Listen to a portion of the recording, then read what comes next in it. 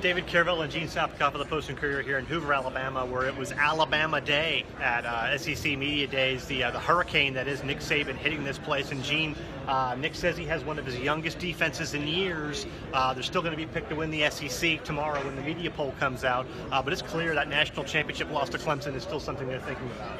It doesn't surprise me, David. I knew they'd still be talking some about the game as they look forward to this huge game they have against Florida State in Atlanta. But the ferocity of the comments and just the constancy of the way that Nick Saban has hammered that into the guys and what they talk about, calling the whole season a failure, the players were doing it. And Nick Saban did that too, said it's up to us to make something of this failure.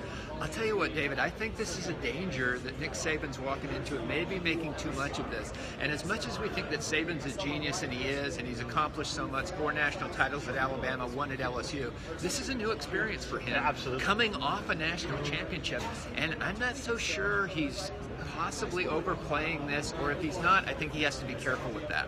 Coming off a national championship loss with a very young team. So right. a lot of things they haven't been through before. Really, after Alabama, hard for anybody to follow that. Missouri, Kentucky, Texas A&M all came through today. The Gamecocks, they show up tomorrow, Gene, on Thursday, and defensive-minded head coach Will Muschamp brings 3 offensive players with him. Is he trying to make a statement? I think he is. I mean, clearly the Gamecocks' strength is in the skill positions on offense, but I think he's saying to recruits, to critics, and everything else, we can play offense here. Come play at South Carolina, and it's fun. Remember, Muschamp is a guy who's been knocked his entire career. Coaches great defense, can't manage an offense. We see if he begins to change that trend around on Thursday. From Hoover, Alabama, Gene Sapakoff, I'm David Caravello.